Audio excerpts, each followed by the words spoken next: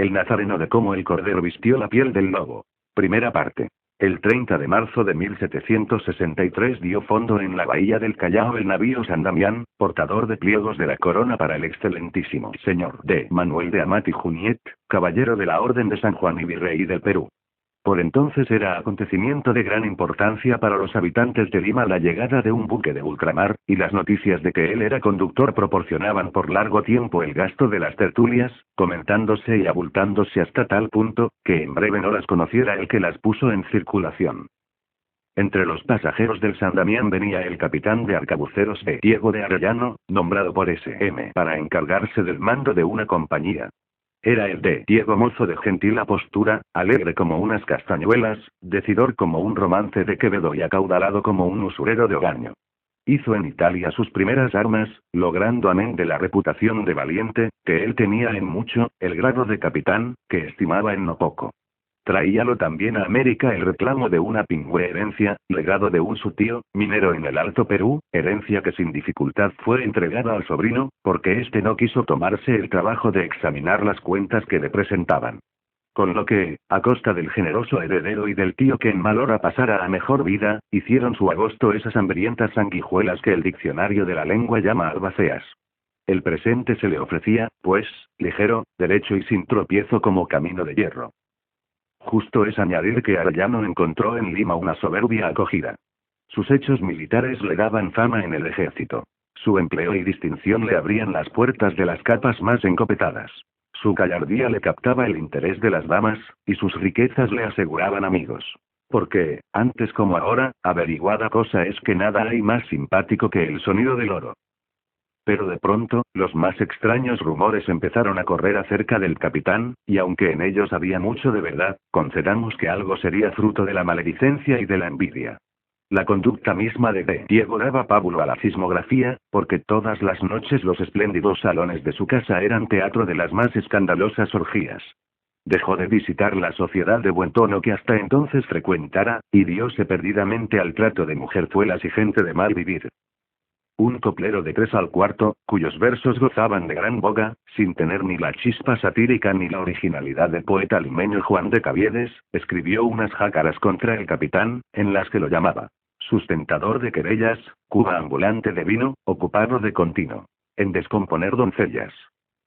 Y corriendo de mano en mano las maldecidas rimas, y arrebatándoselas los unos a los otros, que de humanos es buscar lo que tiende a la difamación, vino día en que llegaron a las de Diego, quien armando de sendas estacas a 2 de sus criados, les mandó descargarlas sobre las espaldas del malhadado hijo de Apolo, para escarmiento de poetas vergonzantes y desvergonzados.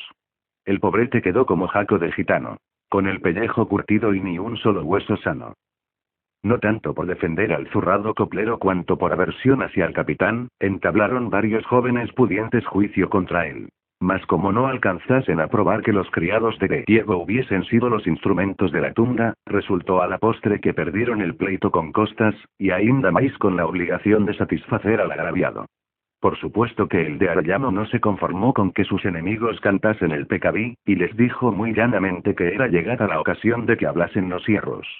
En consecuencia, tuvo 3 desafíos, y 3 de sus adversarios sacaron otras tantas heridas de a cuarta. Con lo que los demás, acatando la elocuencia que encierra un argumento de lógica toledana, declararon que dejaban al capitán en su buena reputación y fama. Echóse tierra sobre el negocio, que terminó como la misa del Viernes Santo, y no se volvió a hablar más de las coplas. Seguía en tanto el capitán su licencioso sistema de vida, y contábase que estando un domingo en el portal con varios camaradas de vicio, acertó a pasar una dama, notable por su hermosura y recato.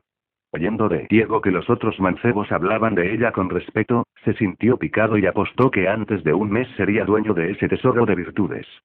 Desde tal día consagróse a obsequiar a la dama y, en mérito de la brevedad, diremos tan solo que una noche, después de haber invitado a sus amigos para una orgía, los condujo hasta su dormitorio, en el que se hallaba una mujer. «Mentecatos que creéis en la virtud», les dijo. «Esa mujer iba hoy a pertenecerme. Pues bien, yo no gusto de gazmoñas y la cedo al que quiera tomarla».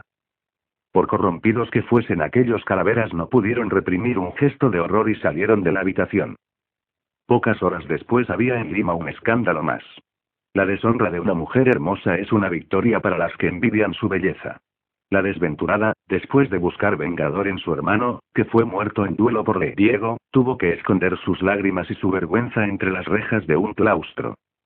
El descrédito que esta y otras no menos escandalosas aventuras echaron sobre Arellano, no germinaba tan solo entre la gente acomodada.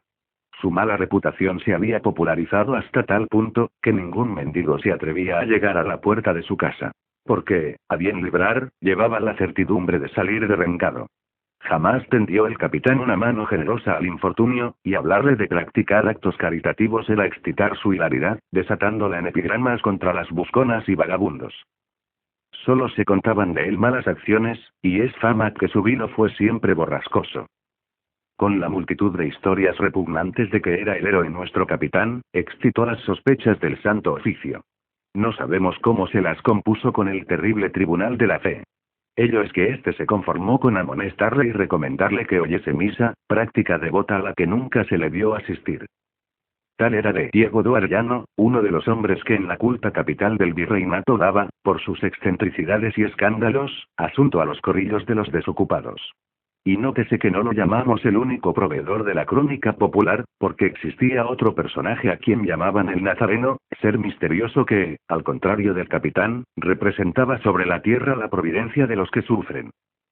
Segunda parte. Había por entonces en Lima una asociación de devotos conocida con el nombre de Cofradía de los Nazarenos.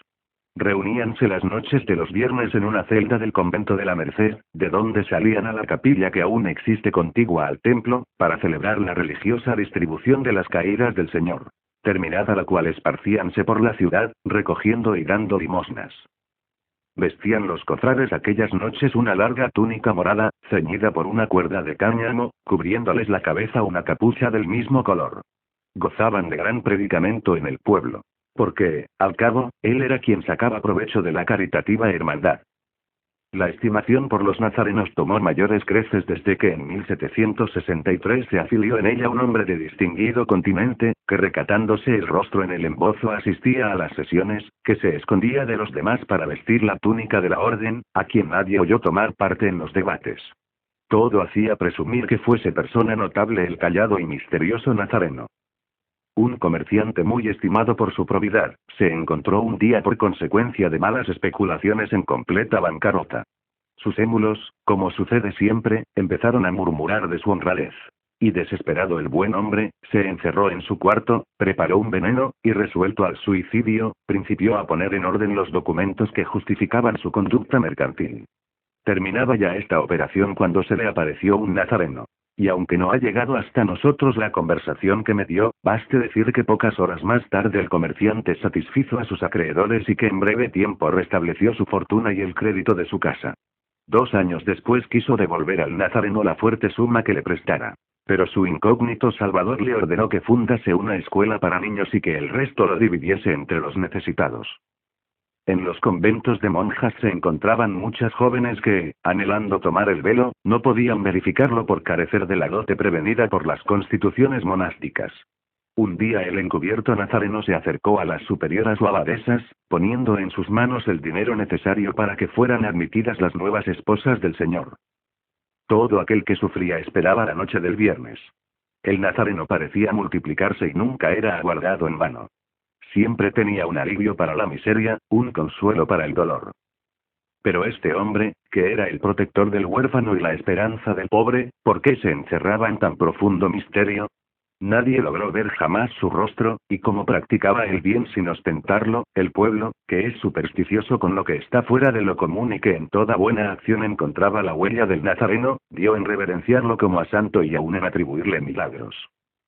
Mas antes de abandonar al nazareno, plácenos referir una aventura, que entre las muchas consejas que sobre él corren y que dejamos en el tintero, nos ha parecido digna de ver la luz. Cumple también a nuestro propósito abandonar por un momento la pluma del cronista, para copiar de ese libro que se llama La Sociedad uno de los cuadros más íntimos. Tercera parte. Episodio de la historia de un libertino. Nunca, hasta aquella noche, habían mis ojos contemplado una mujer tan bella. En su frente juvenil llevaba un no sé qué de vaga y misteriosa melancolía, y al través de sus largas y negras pestañas se adivinaba una lágrima. ¿Cómo la conocí? Mancebo emprendedor y calavera la había encontrado al cruzar una calle. Y aunque el manto que la cubría no me permitió ver sus facciones, presentí que era joven y hermosa. La dirigí algunas triviales galanterías que, después de obstinado silencio, rechazó con dignidad. Me encapriché en acompañarla a su casa, sin que su resistencia fuera bastante a obligarme a desistir de mi propósito. Al arrojar el manto que la ocultaba el rostro, quedé inmóvil y extasiado ante un tesoro tal de hermosura y perfecciones. Esa niña llevaba en su ser algo de seráfico, porque su magnífica belleza no hablaba a los sentidos. Cuando, pasada la primera impresión, examiné la habitación en que me hallaba, vi que era un pequeño cuarto con puerta a la calle de la Recoleta. La más espantosa miseria reinaba en torno suyo. Mi fascinación se cambió entonces en respeto por esa criatura tan joven y tan sublimemente bella, que, en medio de la corrupción que domina a la humanidad, había podido resistir a la indigencia. Su pobreza me revelaba que era una flor que crecía al borde del abismo. Y sin embargo, si ella lo hubiera querido habría cambiado su situación por el lujo y la opulencia, poniendo como otras desventuradas en subasta sus encantos. Sobre la tierra abundan viejos cínicos, que derrochan el oro para comprar las caricias de esos ángeles manchados con el lodo de la prostitución. La joven abrió una segunda puerta y me hizo penetrar en otro cuarto escasamente alumbrado por una lamparilla colocada ante la imagen de María. En los extremos se descubrían dos camas de tabla. En una de ellas estaba acostada una mujer y en la otra un anciano, los que al vernos entrar gritaron con voz angustiosa: «Rosa, tengo hambre». La pobre niña los acarició y les repartió una escudilla de comida. Los ancianos devoraron el alimento, hasta que, saciados, volvieron a gemir exclamando: «Rosa, tengo sed». Después de haberlos hecho beber, la joven se arrodilló en medio de ambos lechos, repartiendo sus cuidados y consuelos entre los dos infelices, mientras que yo, mudo de estupor, apartaba la vista de tan doloroso cuadro. Pocos momentos después quedaron dormidos y Rosa me hizo una seña de que la siguiera a la habitación inmediata. Balbuceaba ya una pregunta, cuando ella, anticipándose a mi pensamiento, me dijo ahogando un sollozo: «Son mis padres, y están locos por mi causa». Y el llanto ganó abundosamente sus mejillas. Yo comprendí y respeté ese dolor sin nombre. Permanecimos por largo rato silenciosos. Al fin se decidió a contarme su historia, que era sobrado sencilla. Hija única de padres que gozaban de una decente medianía, fue seducida y más tarde abandonada por un libertino. Ante la publicidad de su deshonra y sin medio alguno para repararla, porque el infame había huido de Lima, los padres de Rosa perdieron la razón, sin que los sacrificios y desvelos de ella, que desde ese día se consagró a cuidarlos, bastasen a devolverles el destello divino que distingue al racional del bruto. La miseria, por otra parte, es mal médico. Y Rosa no se atrevió a enviarlos al hospital de locos, porque comprendía el bárbaro tratamiento que allí se daba a los enfermos.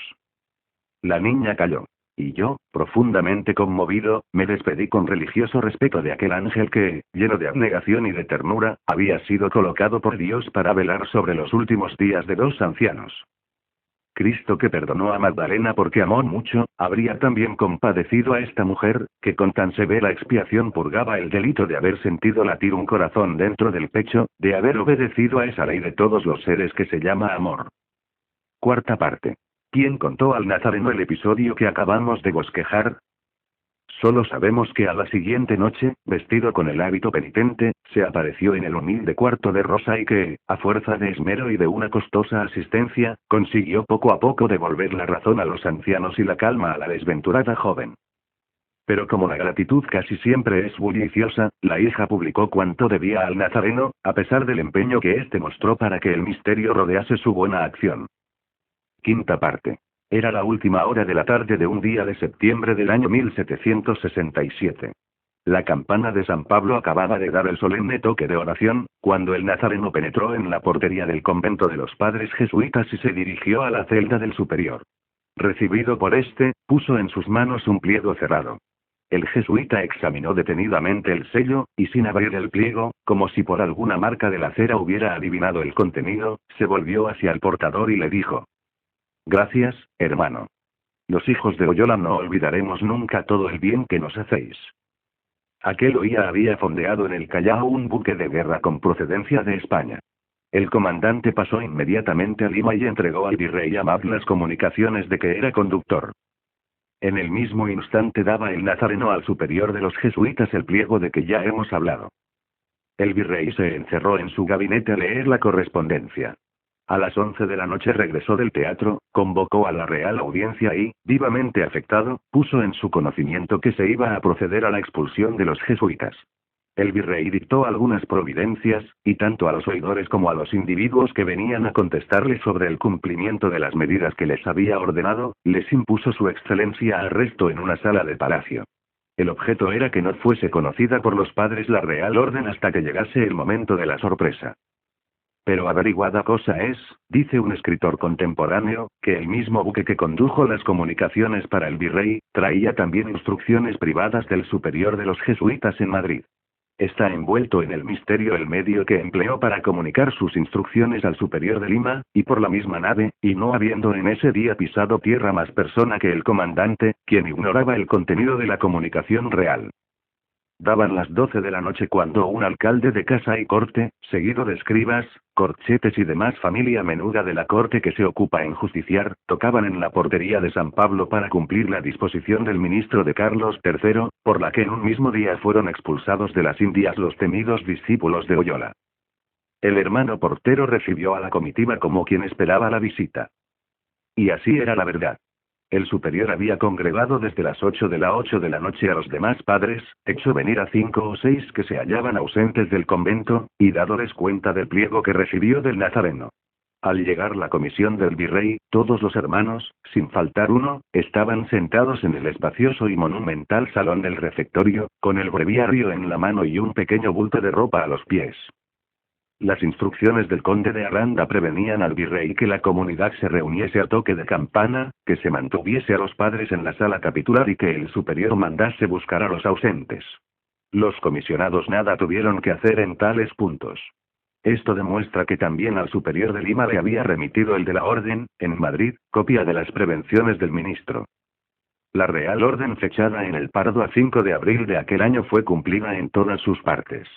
A la 1 de la madrugada marcharon los jesuitas al Callao, y a las 5 ponían la planta sobre la cubierta del navío de guerra San José peruano, que por la tarde se perdió de vista en el horizonte, conduciendo a los que por 199 años habían ejercido gran dominio en el virreinato. Los jesuitas, dice Scrivener, supieron tomar venganza de la traición practicada con ellos, burlando la avaricia. Por eso se cree que hay fabulosas riquezas enterradas en San Pedro, y hemos visto en nuestros días una sociedad que, con permiso del gobierno, se ocupó en hacer excavaciones para encontrar un tesoro que no había guardado y que puso el templo a riesgo de desplomarse sobre los fieles.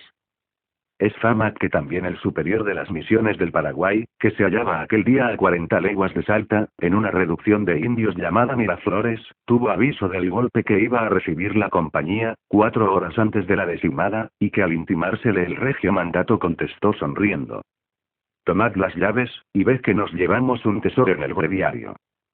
Mucho se ha repetido que la expulsión de los jesuitas fue para ellos una sorpresa. Algunos documentos históricos que hemos consultado, y los pormenores mismos sobre la manera como se cumplió la Real Cédula en Lima, nos están demostrando lo contrario. Esa orden, tan tenazmente combatida, vuelve en pleno siglo XIX a pretender el dominio de la conciencia humana. Cadáver que como el fénix mitológico renace de sus cenizas, se presenta con nuevas y poderosas armas al combate. La lucha está empeñada. Que Dios ayude a los buenos. Sexta parte. Una mañana de noviembre del año 1774, al abrirse las puertas de la iglesia de la Merced, fueron invadidas sus naves por inmensa muchedumbre. En el centro del templo, débilmente iluminado, y sobre un modesto catafalco, se veía una caja mortuoria rodeada de los indispensables blandones. Indudablemente iba a celebrarse allí un oficio de difuntos, y el menos avisado podía conocer, por la pobreza de adorno y de luces, que no se trataba de un funeral como los que la vanidad humana consagra a los magnates. Tampoco era de pensar que el muerto fuese persona querida para el pueblo por sus virtudes o respetada por su talento. Porque a serlo, algún signo de dolor se habría notado en los semblantes. Por el contrario, se diría que la multitud se hallaba convidada para una fiesta. Y si el observador se acercaba a los grupos oiría solo imprecaciones, en escala cada vez mayor, a la memoria del difunto. «Es un escándalo que entierren a ese perro excomulgado en lugar santo», murmuraba una vieja, santiguándose con la punta de la correa que pendía de su hábito de beata. Calle usted, comadre, añadía un lego del convento, mozo de cara abotargada, con un costurón de más en el gene y algunos dientes de menos. Ha puesto un rosario de 15 misterios a que su patrón el demonio se ha robado ya de la caja el cuerpo de ese hereje. Doy fe y certifico que el dichoso capitán está ya achicharrado en el infierno, declaraba, con el estupendo aplomo del agente de su oficio, un escribano de la Real Audiencia, sorbiendo entre palabra y palabra sendas larigadas del cucarachero. Pero estos murmullos aislados no justifican aún lo bastante el motivo que atraía al templo o a la multitud. Y para que el lector no se devane el cerebro por acertarlo, le diremos brevemente que, arruinado en su salud por los excesos de la vida caprichosa, y en su fortuna, que se creía inagotable, acababa de pasar al mundo de la verdad el capitán de Diego de Arellano, disponiendo en su testamento que se vendiese el mezquino y gastado ajuar de su casa, repartiéndose el importe entre los pobres el día del entierro. Así, el que vivo no había dado limosna, era útil en su muerte a los mendigos. Ítem más, mandaba el susodicho capitán que, al terminarse la función fúnebre y antes de ser su cuerpo conducido a la bóveda, leyese el sacerdote oficiante, en voz clara y sonora, un pliego que, cerrado y lacrado, se hallaba aquella mañana sobre el ataúd, y al que nadie osaba tocar, de miedo que despidiese algún calorcillo infernal. Queda explicado, pues, que la afluencia del pueblo no era por recibir escasa limosna, en mi entierro al que hasta las plañideras, mujeres cuyo oficio era llorar por aquellos a quienes habían conocido tanto como a la ballena de Jonás, se negaron a funcionar, sino por la curiosidad de saber el contenido del pliego. La fúnebre ceremonia había ya terminado y se acercaba el momento con tanta ansiedad esperado. Un glacial silencio reinó en la iglesia, cuando el sacerdote tomó en sus manos el pliego y rompió el sello. En el papel solo había 2 líneas escritas. Pero apenas dio a ellas lectura el ministro de Jesucristo, cuando el pueblo todo, como impelido por un resorte, cayó de rodillas. Al salir del templo, más de una lágrima no había sido aún enjugada y el dolor estaba pintado en todos los semblantes. Aquellas lágrimas, hijas de corazones agradecidos, debieron llegar al trono del Altísimo, como una ofrenda purificadora para el alma de aquel que, desde su lecho de muerte, decía en el pliego que leyó el sacerdote: «Rogad por mí. Yo he sido el Nazareno». 1859.